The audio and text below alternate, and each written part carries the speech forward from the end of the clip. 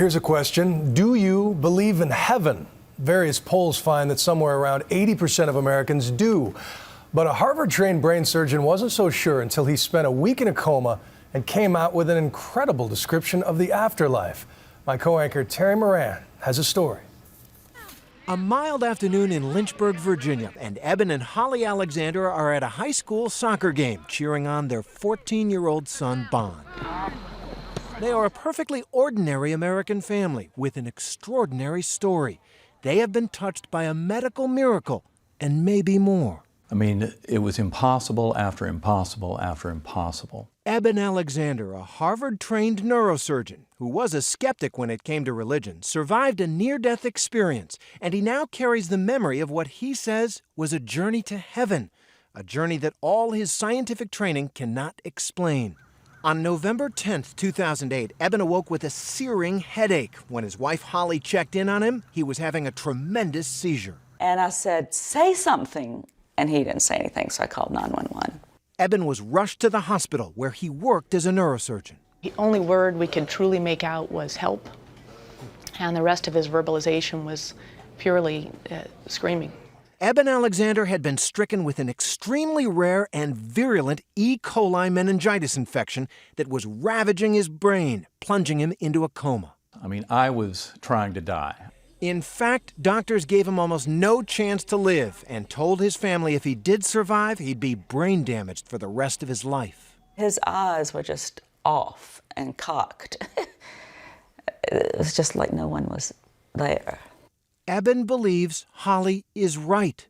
He wasn't there. Did you go to heaven? Yes. I mean, in every sense of the word, that's what my experience showed me. His first recollection, he says, was being a speck of pure awareness in a dark and murky underworld. And then I was rescued by this beautiful spinning white light that had a melody, indescribably beautiful melody with it, that opened up into a bright valley. Just an incredible, rich, ultra-real world of indescribable complexity. God was there, he says, and he encountered him through an orb of brilliant light. He soared on the wing of a butterfly with a beautiful young woman as his companion, and the young woman gave him a message to take back from heaven. You are loved, you are cherished, there's nothing you have to fear, there's nothing you can do wrong. It's a beautiful vision, but heaven? A lot of people are going to say, Doctor, it was a hallucination. Your brain got zapped by this disease, all the wires got crossed, and you saw a girl on a butterfly wing and you were spinning up in a melody. I know this was not a hallucination, not a dream, not what we call a confabulation. I know that it really occurred, and I know it occurred outside of my brain. So basically, But how? How can he even suggest that, much less claim that his experience is proof of heaven, as he's called his new book?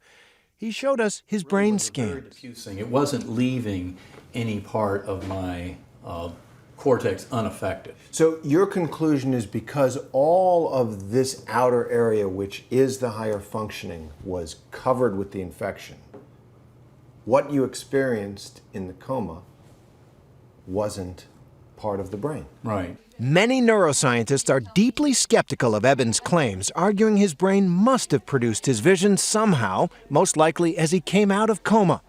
But something else happened. After he recovered, Eben, who was adopted, saw a picture of a sister from his biological family who died years ago, a woman he never knew. And I knew who my guardian angel was on the butterfly wing. It was the most profound experience I've ever had in this life. Your sister, by birth, and from a family that you didn't know because you were adopted, who died several years ago, who you had never met, you saw while you were in coma. Yes. And that was the key. That explained everything. Smells good, that's for sure.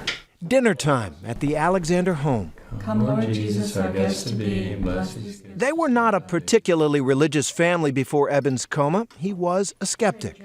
Not anymore. This proves that our soul, our consciousness, our spirit doesn't depend on the existence of the brain and body at all, and easily is actually freed up to a much higher state of knowing when it's freed from this body.